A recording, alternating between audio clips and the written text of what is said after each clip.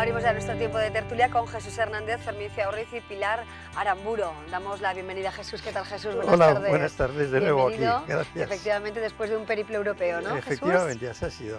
Muy bien. Temas Pilar Hola, Aramburo, ¿cómo tardes. estás, Pilar? Pues muy bien, gracias. Bienvenida al programa. Muchas por gracias acompañarnos. por vuestra invitación. Y Fermín Ciaurriz, ¿qué tal, Fermín? ¿Qué tal? Buenas tardes. Buenas tardes. Buenas tardes.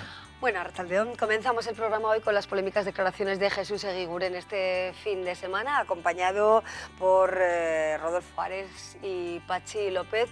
Bueno, declaraciones cuando menos llamativas, ¿no? Recordamos cómo Eguiguren dijo que en Madrid con ETA se vivía mejor, habló de Navarra, dijo que Euskadi sin Navarra no tiene sentido. Si os parece, vamos a recuperar las palabras del responsable del PSE y también las valoraciones políticas aquí en Navarra. Lo vemos.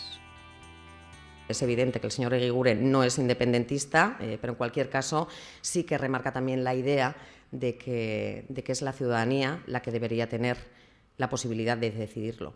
Eso es lo que piensa él, que es un compañero fraternal de Guipúzcoa, pero desde luego no es lo que pensamos nosotros, evidentemente, ¿no? El pensamiento es libre, pero las decisiones de los ciudadanos también, y las decisiones de los ciudadanos navarros en este sentido yo creo que son muy claras al respecto. Bueno, pues ahí tenemos las valoraciones de Barcartxo Ruiz, de Bildu, y de Juan José Lizarbe, compañero de partido de Jesús Eguiguren. Bueno, polémicas declaraciones, ¿no? Jesús, tú que vienes de Europa, de hablar de mediación principalmente, creo que tienes también una visión importante que darnos, ¿no?, en este sentido. Bueno, yo vengo ahora precisamente de haber estado por París con la Coral de Cámara de Pamplona, donde hemos tenido varios conciertos y, por cierto, con mucho éxito. Y luego tenía un encuentro en Alemania con una red de universidades sobre el tema de mediación, y francamente si mira uno desde fuera lo que aquí se está cociendo, pues da un poquito entre pena, mucha pena, penísima, hasta un poquito de risa, porque las cuestiones que están ocupando a nivel mundial y a nivel europeo yo creo que van por otra línea, aunque hay una cuestión que es muy comprensible, y es que en un mundo tan global como el nuestro, nos da a todos mucho miedo el entrar en ese mundo y gestionar ese mundo que es muy complejo, y quizá por ahí venga un poquito también la tendencia a los localismos y a las pequeñas disputas sobre qué es lo mío y así. A mí me da muchísima pena toda esta discusión. Sí. Pilar, ¿cómo miramos estas declaraciones de Jesús Eguiguren? Es fuerte, ¿no? Sí, decir que con ETA se vivía mejor. Tanto lo que ha dicho siendo presidente, porque es presidente del Partido Socialista de Vasco, como también por la reacción. O sea, me sorprende. Me sorprende porque el presidente de la Comunidad Autónoma Vasca en el Partido Socialista hace unas declaraciones en las que dice que hay que crear una nación, un ente llamado Euskal Herria, que tenga identidad propia, instituciones y representantes compartidos. Ahí está aquello del órgano común que en su día iba en este camino, pero bueno, él no es ajeno, él ha estado en las conversaciones de Loyola y en todo esto. Él dice cosas gravísimas, porque dice que más allá de la viabilidad jurídica lo importante es la política, o sea, la jurídica se la salta absolutamente, no plantea que la Constitución sea nada importante. Unas declaraciones que en un representante político, presidente del Partido Socialista, no es una persona que pueda decir, cada uno puede pensar lo que quiera, como ha dicho Lizarbe. Lizarbe pues ha salido también, pues eso, yo creo que ante declaraciones en las que plantea que efectivamente en Navarra sin ella Euskadi no tiene sentido, se pueden construir naciones sin Estado que no tengan órganos o que tengan órganos y autoridades comunes, pero naciones sin Estado que se integren en una Europa, una cosa así como amplia.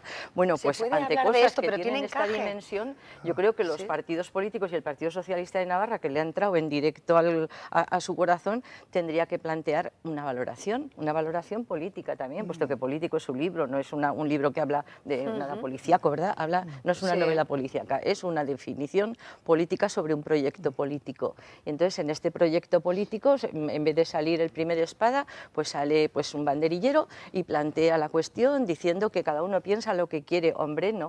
O sea, cada uno puede pensar lo que quiere y definir las cosas cosas desde un ámbito, el privado, pero cuando hace un libro con estas dimensiones se está haciendo unas valoraciones muy serias a las que tanto los responsables de un lado y de otro, pero bueno, un día me refería a que en el Partido Socialista, por lo de su pluralidad, hay veces en el que caben cosas muy extrañas, que ya no se sabe dónde está la línea ideológica, porque por un lado están, pues eso, Eguiguren y O'Donnell Orza y todos estos, y aquí también en Navarra unos cuantos, que plantean una situación con la izquierda abertzale muy amorosa y con un proyecto político que no es el que luego defiende el Partido Socialista Constitucionalista, y ahí estamos en una divergencia y en una locura, porque es una contradicción que es un poco, pues eso, de esquizofrenia, ¿no? Pero ahí se está, y convendría aclararlo porque la gente necesita esa aclaración y la gente no es tonta además, ¿eh? O sea que en estas cosas toma posición.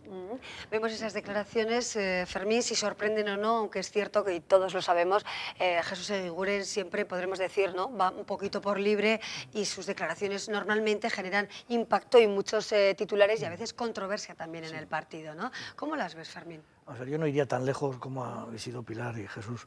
Yo creo que las declaraciones de Eguiguren están dentro de la línea de lo que ha defendido Eguiguren durante todos los años, por lo menos que yo lo he conocido.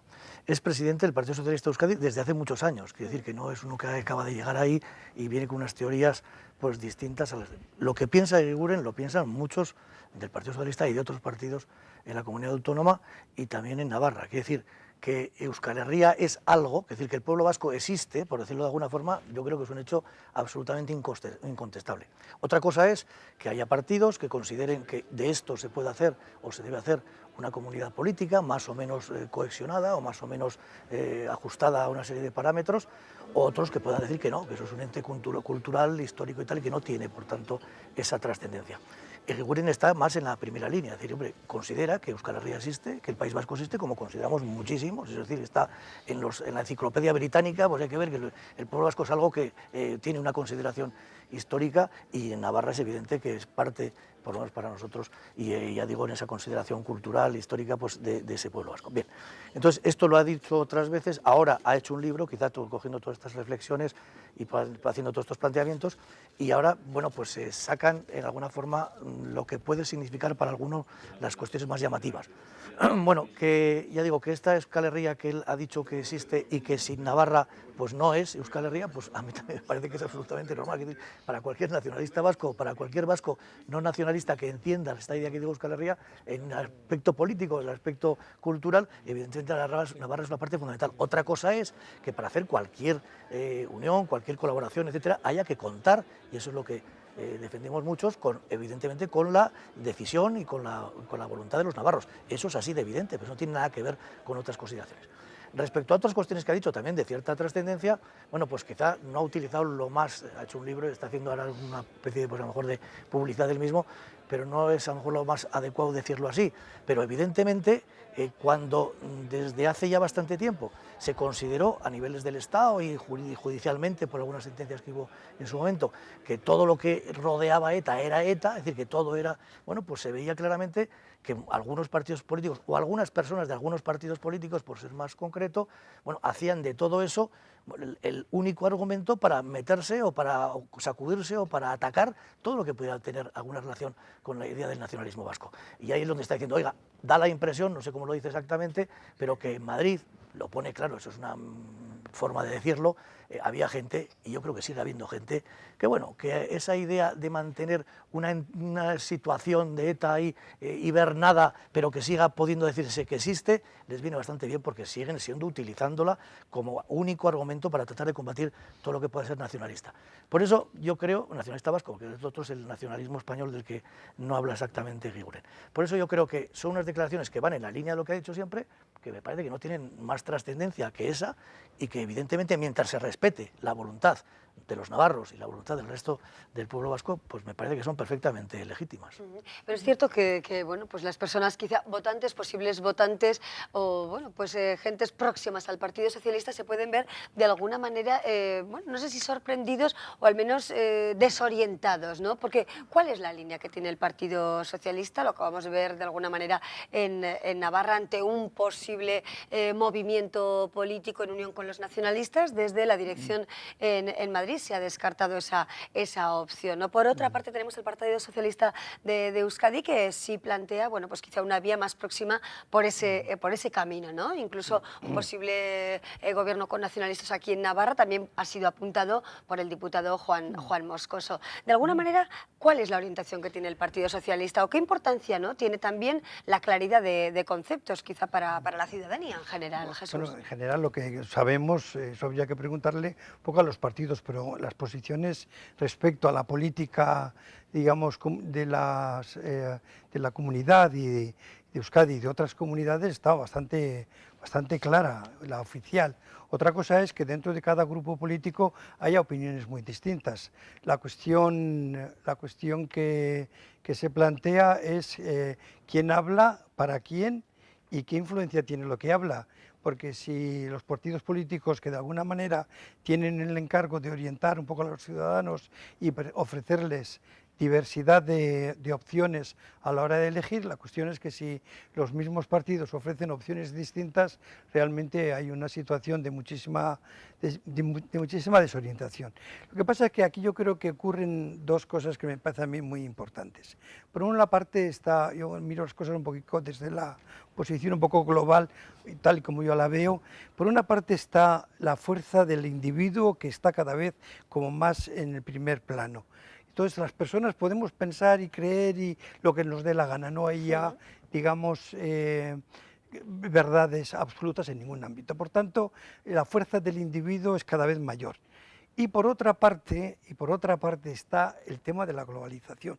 No lo podemos perder de vista. Se han roto las fronteras, queramos o no. Eso que pueblos, ¿qué pueblos? ¿Dónde están los pueblos? ¿Basta con nacer en Navarra o hay que tener el RH negativo, que menos mal que lo tengo, porque si no, ¿sabes? ¿En qué país estamos nosotros que tenemos que discutir esas cosas? Otra cosa es que se ordene políticamente la convivencia de las personas, eso sí, pero volver a esos temas a mí me parece una regresión tremenda y lo que es peor, un miedo absoluto al caos que supone la globalización.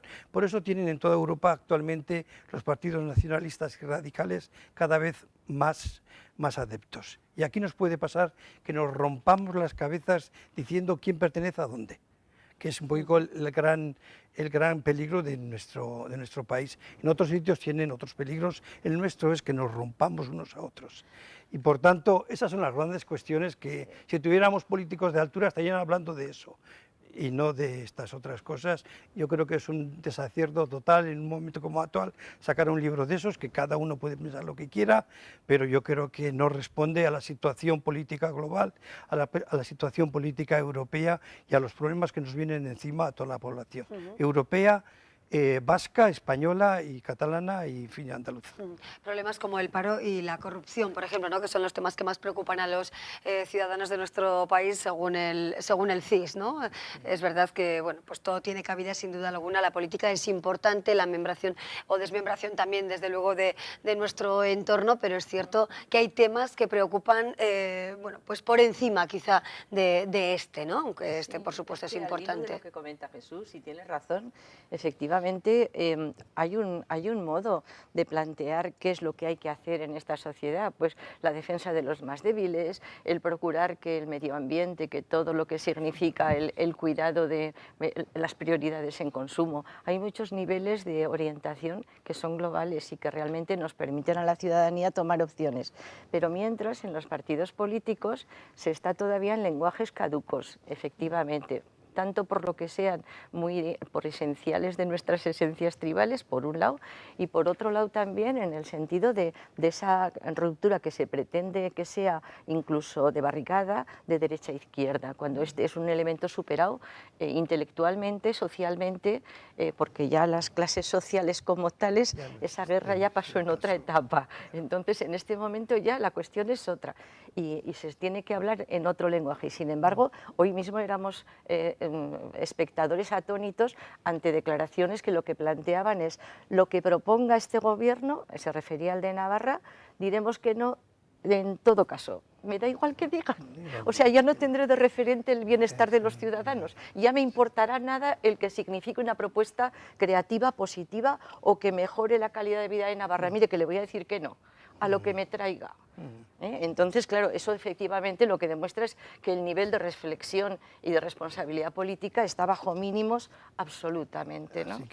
Bueno, nos quedamos con estas reflexiones, unimos, como decía, el paro, la corrupción como preocupaciones de los españoles. También me gustaría que nos fijáramos en otras palabras, las que ha pronunciado el presidente de la Cámara de Comercio de Navarra, que ha hablado del convenio Navarra-Estado y ha dicho el señor Taberna que Navarra pierde dinero con el convenio. Vamos a ver sus declaraciones en el siguiente vídeo y las analizamos. Bueno, de momento no tenemos preparado ese vídeo, trataremos de recuperarlo a lo largo de nuestra tertulia. Convenio económico Navarra-Estado, dice incluso el señor Taberna que Navarra, bueno, pues quizá ya tenga que enseñar los dientes, ¿no? Ha utilizado esa expresión coloquial. ¿Cómo nos beneficia o perjudica esta fórmula de conexión Navarra-Estado, Fermín? Sí, vamos a ver, yo creo, primero para terminar, la preocupación que yo creo que está en todos los ciudadanos que has dicho, del paro, la corrupción, la economía, eso lo acaba de decir esta mañana, que por cierto hablaba del tema de la violencia de género en el lugar número 22, me ha quedado bastante perplejo. Bueno, esa preocupación es compatible con tener otras preocupaciones. Yo tengo esa preocupación y los nacionalistas vascos y los españoles pueden tener esa preocupación y podemos tener luego otras como son también estas que hemos comentado antes. Pero es que además de ser compatibles, esas preocupaciones también, desde nuestro punto de vista, sirven para que podamos atacar también desde más próxima a las reflexiones de la ciudadanía o de la situación de la ciudadanía, en este caso Navarra, podamos atacar más fácilmente desde nuestro punto de vista o mejor estos problemas del paro, etcétera, la economía, de la desigualdad social, etcétera. Y el convenio económico, es uno de los instrumentos que tiene Navarra, como tiene también la comunidad autónoma, a su disposición para poder tener más posibilidades de luchar contra este tipo de cuestiones. Evidentemente el convenio económico tiene su historia, fue un convenio que vivió, incluso pervivió de alguna forma en la época franquista incluso, después se ha recuperado. Yo intervení en la negociación en su momento del primer convenio económico y de las que ha habido posteriormente, y evidentemente eso ha sido una situación o un elemento, un instrumento que ha unido a todos los navarros y luego no había partido político. Ahora sí, ahora hay alguno que dice que eso, pero vamos, que no son nacionalistas vascos, ¿no? Que son UPyD concretamente, que dicen que todo eso hay que derogarlo, y luego también miembros del Partido Socialista, del Partido Popular especialmente, que están por esa labor de eliminar a Navarra y a la comunidad autónoma de esta situación. Entonces, el convenio económico efectivamente para mí tiene un encaje histórico muy importante, es un derecho histórico también de Navarra, y además sirve, y por eso digo que son cosas compatibles, para poder atender de más cerca las necesidades de los navarros, y para tener por ese punto de vista una tributación que sea más adecuada a las necesidades navarras. No tenemos que decir que si en Rioja tiene más, que tienen menos. Hay que ver las necesidades que tenemos los navarros para poder mantener un sistema económico y un sistema social, etcétera, que sea esto, y ese convenio económico es, por tanto, una pieza fundamental. De ahí hay que derivar que, evidentemente, luego ya viene la segunda parte de quién gestione ese convenio económico o cómo se gestione la ejecución de esas políticas sociales, esas políticas financieras o tributarias que derivan muchas veces del convenio económico. Por eso todo eso está unido, es global, y a mí sí me parece que hay que mantener ese derecho que tiene Navarra, no es ninguna clase de privilegio, y además que tenemos todos los partidos que hacer una piña para defender esa historia. Otra cosa es que, bueno, de eso se quiera hacer ver como algo, pues no sé, pues muy provincialista, muy tal como algunos, pero yo creo que es un elemento fundamental para poder tener un desarrollo propio, que si lo hacemos bien, pues tendremos, como hemos hecho en la historia, por lo menos en muchas ocasiones, podremos tener más beneficios de ese tipo que estamos diciendo, más beneficios contra el paro, contra la crisis, y bueno, lo de la corrupción ya no tiene nada que ver con el económico, porque eso yo creo que es un mal generalizado, ¿no? Vamos a recuperar ahora sí esas palabras del presidente de la Cámara de Comercio y brevemente las analizamos. En 2013 la economía navarra retrocedió un 1,3%, una décima más que la media española. Aún así, desde la Cámara de Comercio detectan un cambio de tendencia y auguran crecimiento y mejora del empleo para este año. Este año creo que vamos a estar creciendo en el 1%, en ese entorno. Tenemos el 1,1 o el 0,9, pero en el entorno del 1. Y por lo tanto yo creo que a finales de este año estaremos ya creando empleo. Según la Cámara, la agricultura creció y la industria frenó su caída, mientras que la construcción y los servicios acentuaron su caída. De cara al futuro, la Cámara ve primordial la reforma fiscal que baje los impuestos para aumentar la renta disponible y la inminente renegociación del convenio económico. Una negociación entre Navarra y el Estado que, a su juicio, hay que afrontar con decisión. No les voy a decir que a mala cara, pero quizás haya que enseñar los dientes a veces, ¿no?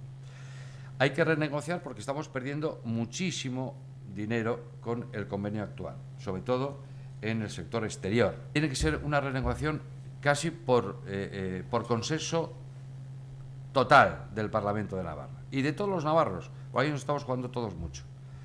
Tenemos nuestro derecho y ese derecho hay que defenderlo. Dice que habría que pelear sobre todo por la devolución del IVA. Empresas que están exportando soportan su IVA y sin embargo no les devuelven el IVA. Y entonces no se lo devuelve el Estado. Sin embargo, la comunidad autónoma se le tiene que devolver el IVA. Por lo tanto, todo el IVA que está devolviendo las empresas es algo que va a déficit. De ahí están los déficits, de ahí está la mala interpretación, bueno, la distinta interpretación entre el Estado y Navarra. Dicen que otro de los aspectos en el que hay que poner especial hincapié durante este año es el ámbito de la inversión pública, que ha registrado una fuerte reducción en los últimos años. Además, desde la Cámara apuestan por impulsar la formación profesional. Precisamente mañana en el programa hablaremos de la formación profesional, pero nos fijamos en las palabras del señor Taberna en relación con la creación o generación de empleo a finales de año, también, por supuesto, de la importancia de la reforma fiscal y de las ventajas o no de la situación actual del convenio económico. Jesús. Sí. Realmente Navarra está en una situación de mucha ventaja, un poco por las razones que decía Fermín, porque efectivamente nosotros podemos gestionar nuestros propios recursos. Yo le daría la razón al señor Taberna en esto, porque creo que ahí nos jugamos mucho y por tanto lo que hace falta son buenos negociadores. Gente que vaya, que sepa negociar. Fermín tiene experiencia de eso, yo no he estado nunca en una mesa de esas de ese volumen, he estado en otras más pequeñas, pero entiendo que es muy importante tener buenos negociadores a la hora de hacer estos convenios. Pilar, la vigencia de ese convenio, su reestudio. En que efectivamente hay que mantener el convenio. El controlar de cerca ingresos y gastos viene bien porque se puede llevar mejor control.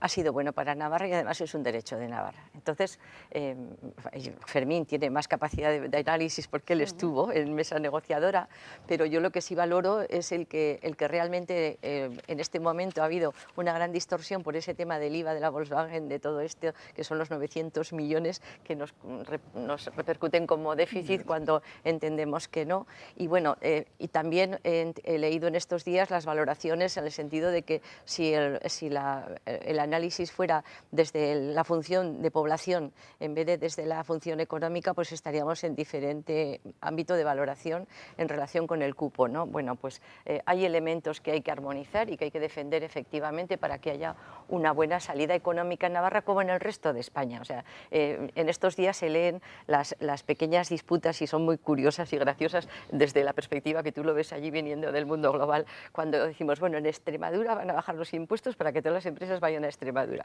Y en el País Vasco se defiende que bueno, pues haya también un régimen fiscal que tiene una buena ponderación porque resulta que van empresas y entonces si ponemos esas condiciones en Navarra igual vais a escapar alguna, con lo que había en estos días el PNV decía alguna cosa como que, en fin, juntos, pero esto no es exactamente lo mismo, claro, porque es que enseguida nos tocamos la pared y ahí resulta que puede haber repercusiones en nuestra economía respecto de las otras. Pero realmente estamos en una situación en la que la fiscalidad tiene que tener una cierta homogeneización, porque realmente la ciudadanía pide los mismos servicios y tiene derecho a unos y a otros, y los caminos, los buenos, pues son los que se reposan en buenos documentos, herramientas históricas como es la del convenio, pero planteadas también con la solidaridad que tenemos que tener. Yo creo que ahí el tema del IVA es el que distorsiona aún más y que en este momento sí que tendría que haber, por lo menos en eso, a pesar de las cosas que estamos oyendo en este desgraciado Parlamento que tenemos, tendríamos que tener por lo menos en eso el acuerdo unánime para sacar adelante el tema. Bueno, nos quedamos con esas reflexiones en torno al convenio económico, a la solidaridad también de los navarros en relación con el resto del país, de la homogeneidad o heterogeneidad de nuestro país. Son algunas de las ideas o valores, ¿no?, debajo de nuestros argumentos. Fermín Ciaurri, muchísimas gracias por acompañarnos. Jesús Hernández, muchísimas gracias también. Jesús, bienvenido. Pilar, gracias, como siempre, a los tres por acompañarnos. Y a ustedes por estar ahí. Hacemos una breve pausa y seguimos contándoles otras historias. Enseguida nos va a contar historias que tienen que ver con el año 36. El periodista y escritor Gorka Moreno estará con nosotros con el Reencuentro, su último libro, un libro solidario. Será este otro de los temas que abordemos en esta tarde de lunes.